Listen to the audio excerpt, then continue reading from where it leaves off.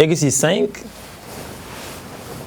Là, on nous dit, lors d'une présente consultation électorale, le candidat A avait obtenu 55% des suffrages exprimés. À l'approche de nouvelles élections, il fait un sondage sur un échantillon de 300 électeurs, choisis au hasard dans sa circonscription. Il obtient 180 intentions de vote. La question posée, peut-il conclure que sa cote de popularité est restée stable au seuil de 5%?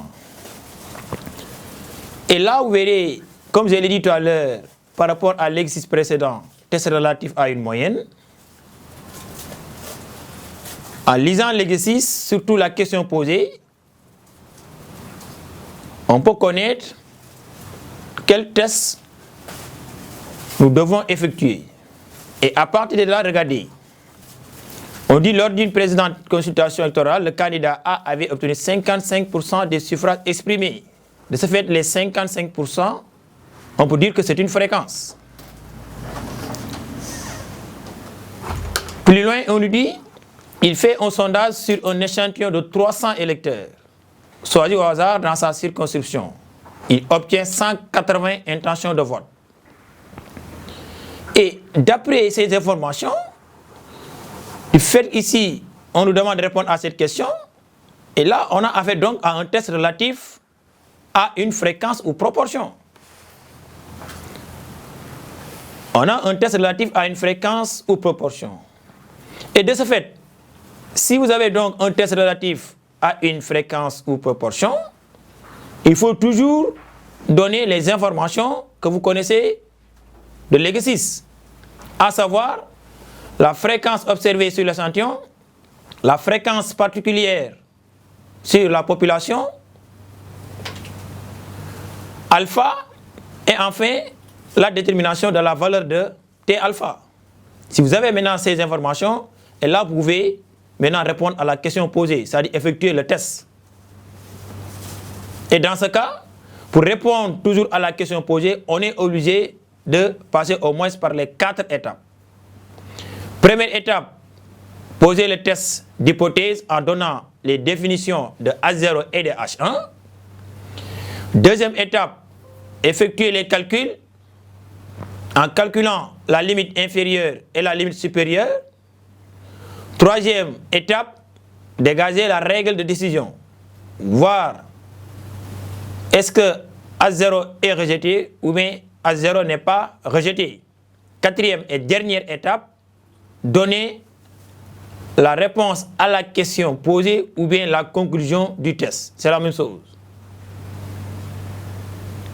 Donc, ici, la première chose à déceler, c'est de distinguer les deux proportions suivantes. La proportion notée F0 et la proportion P0. P0, je dis que c'est une proportion particulière sur la population. Et F0, c'est la fréquence observée sur l'échantillon. Et vous voyez ici en lisant l'exercice, donc, on n'a pas directement la fréquence observée sur l'échantillon, mais on peut la calculer. Pourquoi? Parce qu'on connaît l'effectif total 300 et aussi l'effectif partiel 180. Et vous avez appris depuis la première année que la fréquence relative est égale à Ni sur N, l'effectif partiel sur l'effectif total. Après avoir calculé l'effectif partiel donc qui est là, la fréquence relative, donc c'est 180 sur 300. Et dans ce cas, regardez, cette proportion-là, donc c'est la proportion P0. C'est la proportion particulière. C'est P0. P0 donc égale 55%. On connaît alpha, on peut aussi penser à savoir la valeur de T alpha. Du fait qu'il s'agit d'une proportion, la valeur de T alpha est toujours lue sur la table de la loi normale centrée et réduite, table de l'écart réduit. C'est ça un peu l'explication de l'exercice 5. test relatif à une proportion. Et regardons le corrigé. Donc c'est ça, test sur une proportion.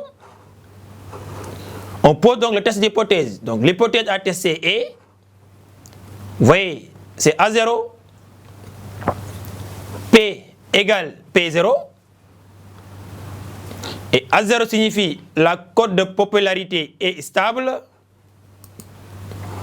H1, l'hypothèse alternative, P différent de P0. Et cela veut dire la cote de popularité est instable. C'est la définition de H1. Et T alpha égale 1,96 pour alpha égale 0,05. Et là, je l'ai dit tout à l'heure que la valeur de T alpha est lue sur la table de la loi normale centrée et réduite, table de l'écart réduit.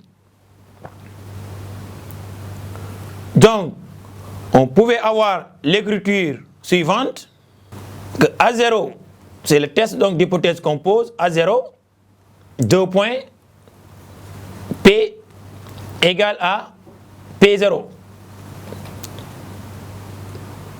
Contre l'hypothèse alternative H1, 2 points, P différent de P0. Avec ici P0 égale 0,55. Voici la valeur de P0. Si on connaît P0, on peut donner ici la valeur de F0.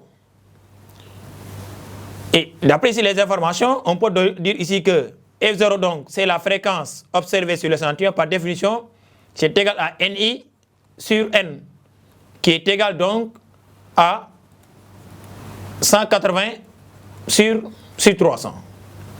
C'est ça la valeur de P0. Oui. Et avec ici N, c'est égal à 300. Et Ni égale à 180. Donc, autrement dit, N c'est le nombre de cas total et Ni c'est le nombre de cas favorables. D'où on a donc F0 égale Ni sur N. Et à partir de là, en connaissant alpha, donc alpha égale 0,05, ce qui implique donc que T alpha égale à 1,96. Donc, cette valeur donc est lue sur la table de la loi normale centrée et réduite.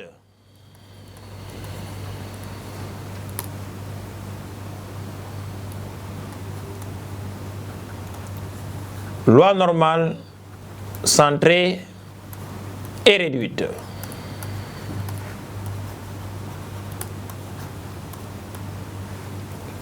Voici l'explication donc de l'exercice 5.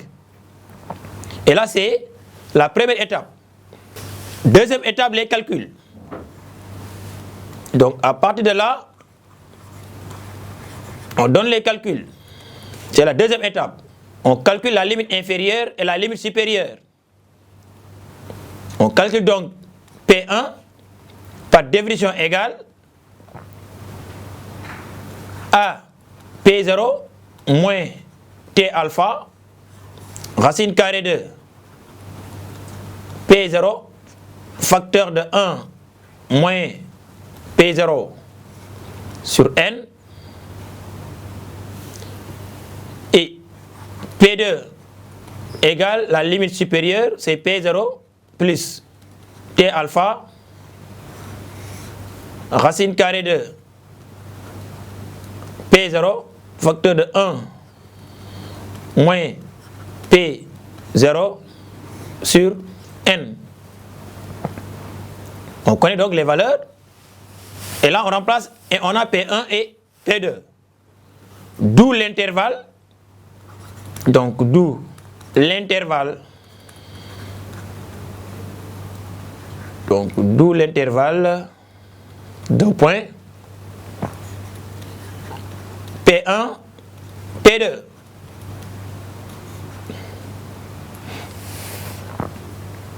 Voici l'intervalle. Troisième étape, la règle de décision. Donc, ici, règle de décision. Troisième étape. Donc, règle de décision.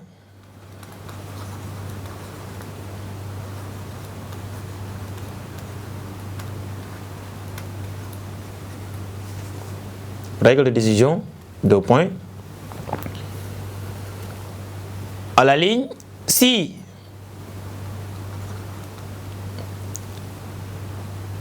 F0 appartient à l'intervalle P1, P2,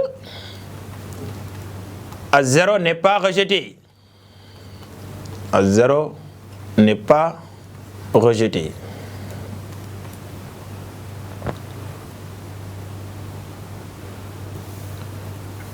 Et si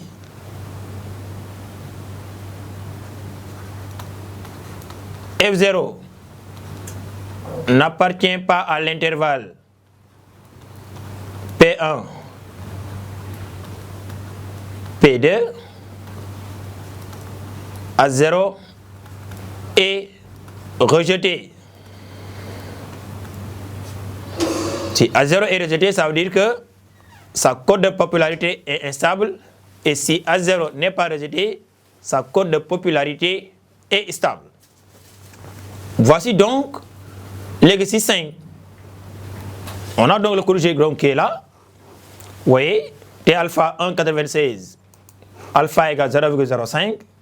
L'intervalle donc de confiance est, vous voyez, 0,494 et 0,606. Vous voyez, donc là on remplace. De ce fait, à partir de là, on aura donc les calculs suivants. P1, là on remplace, donc c'est F0 égale 0, P0 égale 0,55 moins 1,96 racine carrée de 0,55 facteur de 1 moins 0,55 sur NC 300 et on a la valeur. Ensuite, P2 égale 0,55 qui est égal à P0 plus 1,96 racine carrée de 0,55 facteur de 1 moins 0,55 sur 300 et vous avez la valeur. Donc voici donc les valeurs trouvées de P1 et de P2. Donc ici P1 égale 0,494 et P2 égale 0,606. 0,494 et là 0,606. D'où donc l'intervalle. Donc d'où l'intervalle 0,494 0,606. Et là on avait calculé F0 et on avait F0 par définition était égal à NI sur N. Ceci est égal à 180 sur 300. Voici donc la valeur de F0. 180 sur 300. Et à partir de là, on trouve ici que F0, donc c'est 180 sur 300, donc qui est égal à 0,6, qui est égal à 60%. Et après avoir maintenant calculé F0, et là on regarde, est-ce que F0 appartient à l'intervalle 0,494 ou bien F0 n'appartient pas à l'intervalle 494. Et enfin, on peut donner maintenant la conclusion du test ou bien la réponse à la question posée. Donc là, nous avons ici que F0 égale 180 sur 300 égale 0,6 et l'intervalle 0,494, 0,606. Et là, on voit que 0,6 appartient à l'intervalle 0,494, 0,606. D'où donc, ici, l'hypothèse à 0 n'est pas rejetée. Voici le résultat. Et si l'hypothèse à 0 n'est pas rejetée, ça veut dire que sa cote de popularité est stable. Donc c'est ça donc la conclusion donc, du test. A0 appartient à l'intervalle de confiance 0,94, 0,606. Donc ça veut dire ici que A0 n'est pas rejeté. D'où donc la cote de popularité est stable. Pour l'exercice 6, on lui dit ici le nombre de places de cinéma vendues chaque semaine dans un contexte cinématographique suit une loi normale de paramètres M et sigma inconnus. Pendant 26 semaines, on a obtenu une moyenne de 1000 places vendues par semaine avec un écart type de 50 places. On demande ici la question de tester l'hypothèse selon laquelle A0 sigma carré égale 3000 contre H1 sigma carré différent de 3000 au seuil de signification de 1%. Et là, d'après la question posée, donc là c'est un test. Tester l'hypothèse. On nous a donné ici l'hypothèse H1 et H0. Du fait que là il s'agit de sigma carré, donc on dit que c'est un test relatif à une variance. C'est un test relatif à une variance. Et pour un test relatif à une variance, comme on l'a fait pour la moyenne, il faut envisager deux cas. On doit envisager les deux cas. S'il s'agit de la variance, on a deux cas. Premier cas, le cas où l'écart type, non, le cas où la moyenne, petit m, de la population est connue. Et deuxième cas, le cas où la moyenne, petit m, de la population est inconnue. Et comme j'ai dit tout à l'heure, en lisant l'exercice, on connaît directement est-ce que j'ai les informations de la population ou bien est-ce que j'ai les informations de l'échantillon. Et dans notre exercice, si vous lisez bien l'exercice, on nous dit que le nombre de places de cinéma vendues chaque semaine dans un contexte cinématographique suit une loi normale de paramètres M et sigma inconnus. Vous voyez, ça veut dire ici donc que par rapport à la population, on ne connaît ni sa moyenne, ni sa variance. Donc son écart type est inconnu. Vous voyez, et ce qui suit pendant 26 semaines, et là maintenant, on tombe maintenant sur les informations de l'échantillon. Pendant 26 semaines, à partir de là, nous tombons donc sur les informations de l'échantillon. D'où donc, ici, on peut dire que d'après ces informations, la moyenne de la population petit m est inconnue. Et dans ce cas, nous devrons faire donc un test relatif à une moyenne, le cas où la moyenne petit m de la population est inconnue. Et pour cela, il faut donc dégager les informations qu'on connaisse sur l'échantillon, à savoir sa taille, qui est égale ici petit n égale 26, et son écart type, S égale 50. Donc, voici donc les informations que nous connaissons de l'échantillon. Et dans ce cas, on peut donc commencer à répondre à la question posée, en passant donc toujours par les 4 étapes. On pose d'abord le test d'hypothèse. Deuxième étape, les calculs. Troisième étape, la règle de décision. Quatrième et dernière étape, la conclusion du test ou bien la réponse à la question posée. C'est ça donc la démarche pour traiter l'exercice 6. Et dans ce cas, voici donc les informations que nous connaissons de l'échantillon. Nous avons ici les informations de l'échantillon.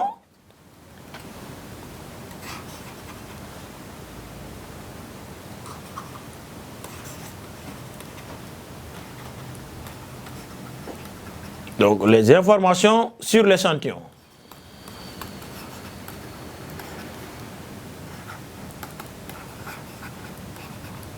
Deux points. Ici, petit n égale à 26, virgule, S égale 50, alpha égale 5%. Et dans ce cas-ci, la moyenne de la population petit m est inconnue. La moyenne de la population petit m est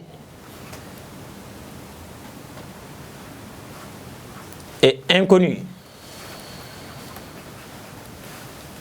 Voici donc l'information capitale.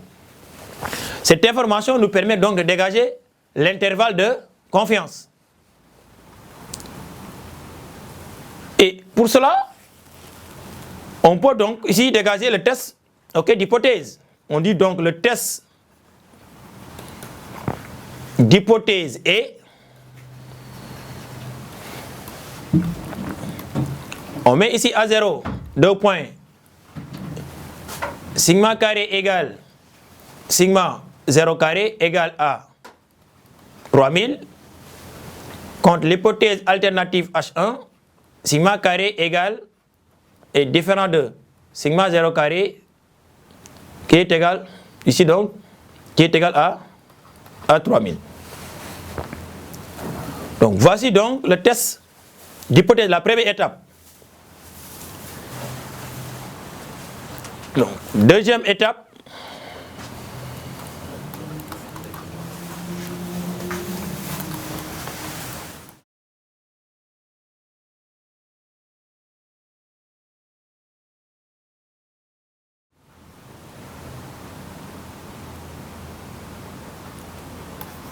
Les limites.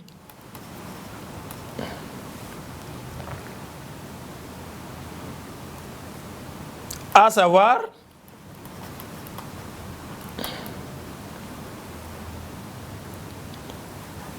n s carré sur C2 et n s carré sur C1. Et dans ce cas, les valeurs de C1 et de C2 sont lues sur la table de la loi du Q2 à n-1 degré de liberté.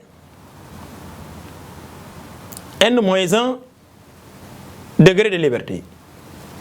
Donc, là, c'est le test. Donc, là, on doit donner donc les valeurs de K1 et de K2 pour effectuer le test. Là, c'était le test relatif, ou bien c'est l'estimation de l'intervalle de confiance d'une variance, où nous devrons calculer n C2, n s carré sur C2 et n s carré sur C1. Mais ici, nous devons chercher ici les limites. Et là, ici, les limites sont... Donc, ici, les limites à calculer, donc, c'est K1 et K2. Donc, ici, à savoir K1 et... Donc, là, c'est K1 et K2. K1 et K2 qu'on doit calculer. En calculant K1 et K2, on doit calculer aussi une autre statistique appelée le Q2 observé ou bien Q2 calculé. Le Q2 calculé ou bien Q2 observé. Donc le Q2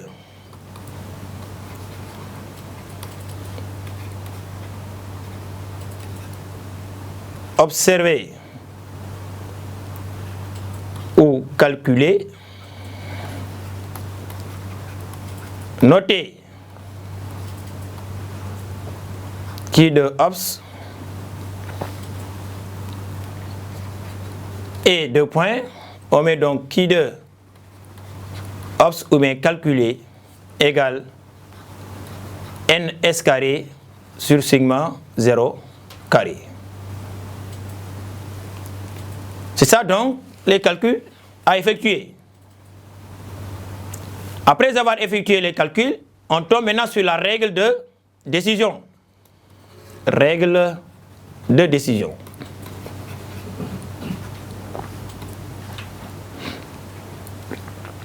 Deux points. On met si le Q2 obs appartient à l'intervalle K1, K2, A0 n'est pas rejeté. Et l'autre, si le Q2 observé n'appartient pas à l'intervalle K1, K2, l'hypothèse A0 est rejetée.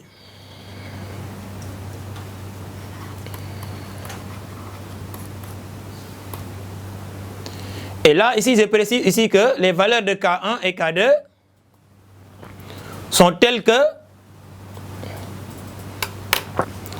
les valeurs de K1 et de K2 sont telles que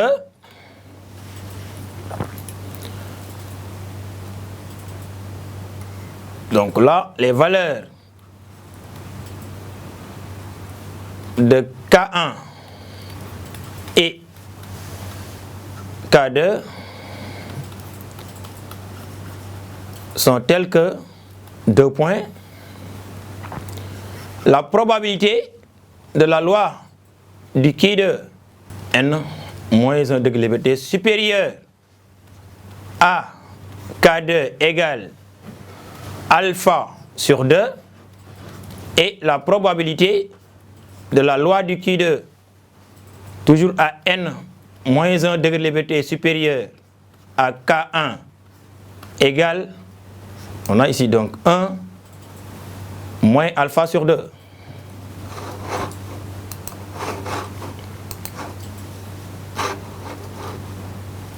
Donc ici c'est 1 moins alpha sur 2.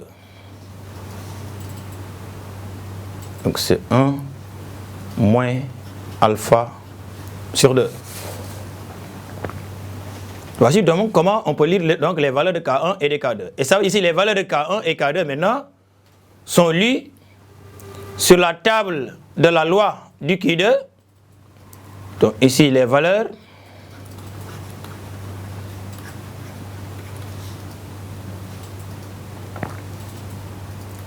de K1 et K2 sont lues sur la table de la loi du Q2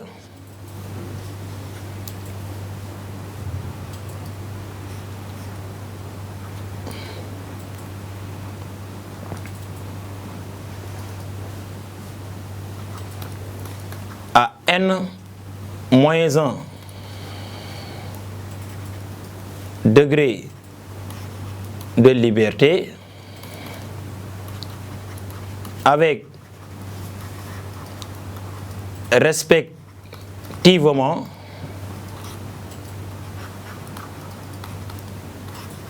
les seuils 1 moins alpha sur 2 et alpha sur 2. Voici donc comment on calcule les valeurs K1 et de K2. Donc là sont des valeurs lues sur la table de la loi du Q2 à n-1 degré de liberté. On peut voir donc le corriger. Donc, l'exercice 6 teste sur une variance. Voici donc les hypothèses. Les hypothèses à tester sont A0, sigma carré égale 3000 contre H1, sigma carré différent de 3000. Ça veut dire ici que sigma 0 carré est égal à 3000. Là, on calcule la statistique Q2 observé. Le Q2 observé, donc c'est ns carré sur sigma 0 carré. Et là, on remplace.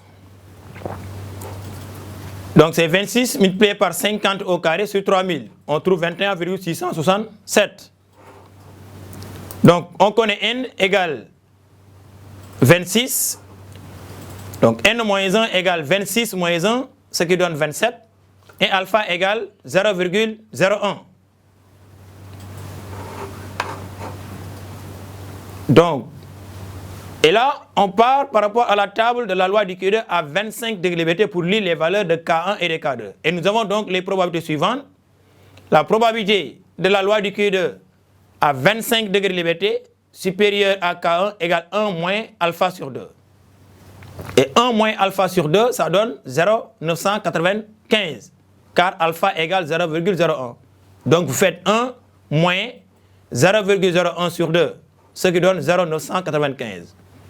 Et on lit maintenant sur la table la valeur K1 égale 10,52. L'autre probabilité, c'est la probabilité que la loi du Q2 à 25 degrés de liberté, toujours n-1 degré de liberté, supérieure à K2 égale alpha sur 2. Alpha égale 0,01 divisé par 2, ce qui nous donne 0,005. Et on lit sur la table de la loi du Q2 la valeur alpha égale 0,05 et n égale 25. Et on trouve 46,928. Là, de ce fait, je vais vous montrer comment on a fait pour obtenir K1 et K2. Donc, on prend donc la table de la loi du Q2 pour n égale 25, alpha égale 0,995 et alpha égale 0,05. Là, c'était la table de la loi de Sutton. Donc, on va regarder 0,995 et 0,05 sur la table de la loi du Q2. Voici la table de la loi du Q2. Et là, on regarde. Alpha, c'est là. Voici alpha. Pour lire la valeur de K2, alpha égale 0,05 et n égale à 25. N égale 25. Voici n égale 25 et on lit sur l'intersection. Donc voici la valeur 46,928. Voici la valeur de K2. K2 égale 46,928. Pour la valeur de K1, on a toujours alpha égale 0,995 et n égale 25. Donc là, c'est la deuxième table de la loi du Q2 que nous allons utiliser. Donc là, c'est cette table donc, qui est là. Vous voyez, voici la valeur de alpha égale 0,995 et n égale 25. N égale 25, c'est là. Et on lit sur l'intersection la valeur 10,620. Donc voici la valeur de K1. Et vous avez toujours la propriété que K2 est toujours supérieur à K1. Donc voici les deux valeurs K1 et K2. Après avoir trouvé K1 et K2, on peut donner, dans ce cas, l'intervalle de confiance. Donc voici les valeurs. D'où donc l'intervalle de confiance trouvé. Donc c'est 10,52, 46,928. Et on tombe maintenant sur la règle de décision. Voir est-ce que le Q2 observé appartient à l'intervalle K1, K2 ou bien est-ce que le Q2 observé n'appartient pas à l'intervalle K1, K2. Et vous voyez la valeur de Q2 observé était égale à 21,667. Et cette valeur appartient bel et bien à l'intervalle K1, K2. Vous voyez, d'où vous avez donc ici Q2 observé égale 21,667 appartient à l'intervalle 10,52 46,928. Et cela veut dire qu'on ne rejette pas l'hypothèse à 0 au seuil de 1%. Donc on a sigma carré égale sigma 0 carré égale 3000. Voici donc l'exercice 6, c'est test relatif à une variance. Donc, en résumé, si vous avez un test relatif à une variance, donc test relatif à une variance,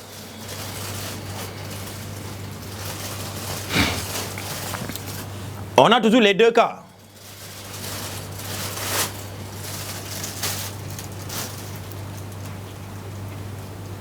Ici, deux cas se présentent.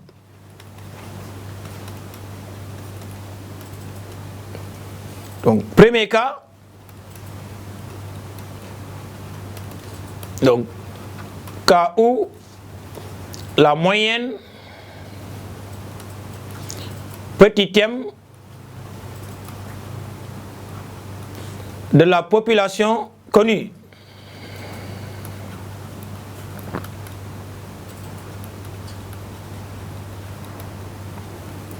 et dans ce cas,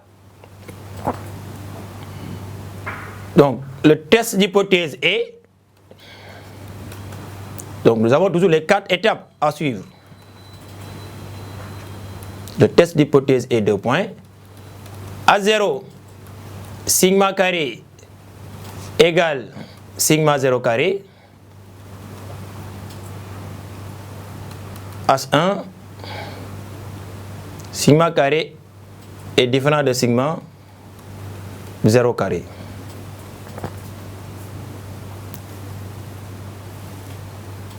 Et le Q2 observé égale à n sigma chapeau carré.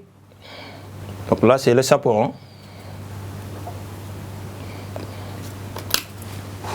Donc c'est sigma chapeau carré.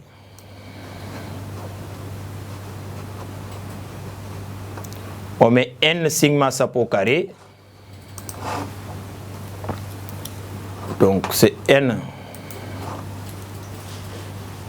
Donc là c'est n sigma chapeau carré.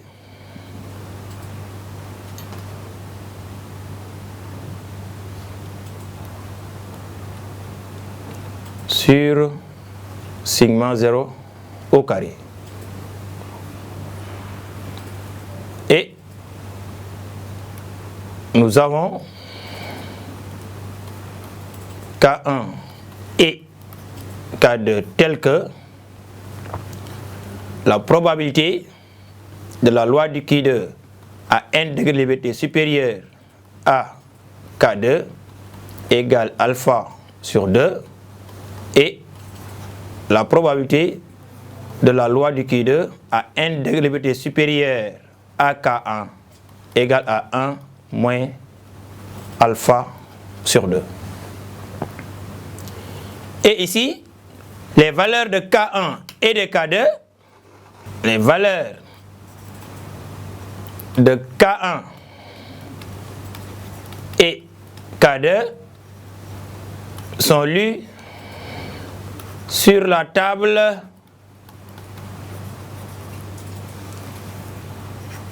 de la loi du Q2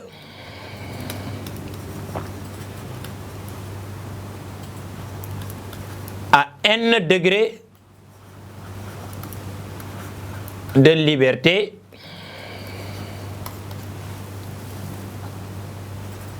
avec respectivement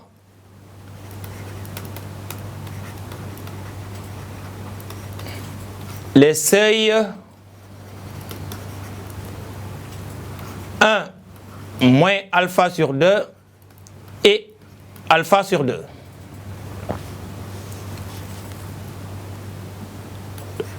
RD, donc c'est la règle de décision. Si Q2 observé appartient à l'intervalle K1, K2, à 0 n'est pas rejeté.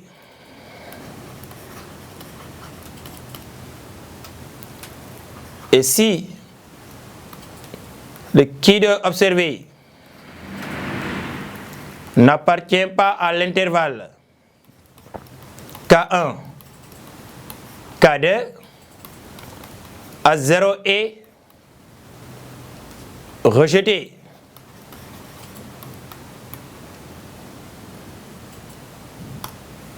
Voici donc le premier cas où la moyenne de la population M est connue.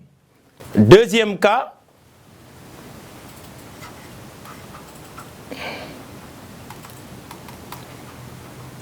où la moyenne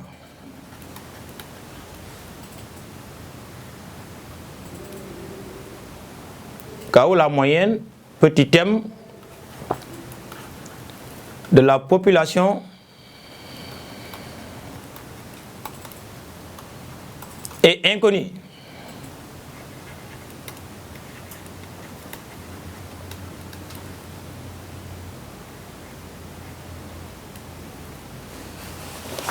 Et dans ce cas, première étape, le test d'hypothèse. Le test d'hypothèse. On aura à 0 l'hypothèse à tester ou bien l'hypothèse nulle, que sigma carré égale sigma 0 carré, contre l'hypothèse alternative H1, sigma carré est différent de sigma 0 carré. Après avoir posé le test d'hypothèse, on passe maintenant au calcul. On calcule donc la statistique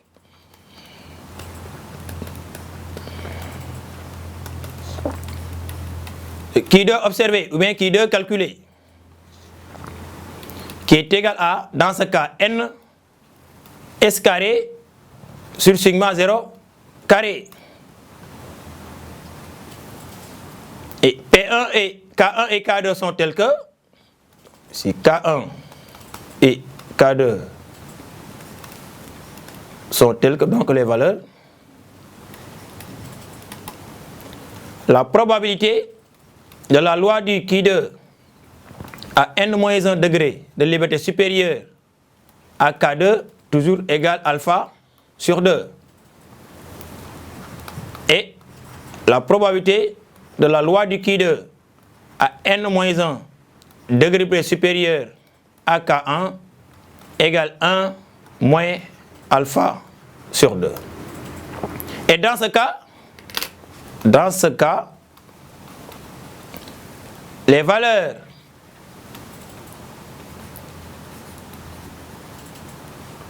de K1 et K2 sont lues sur la table de la loi normale, non, autant pour moi de la loi du Q2,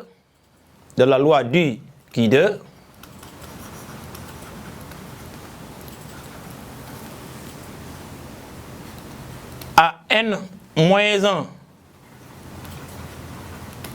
degré de liberté, avec respectivement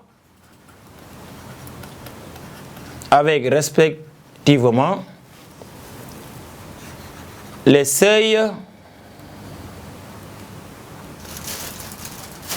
1 moins alpha sur 2 et alpha sur 2. Voici le résumé donc du test relatif à une variance.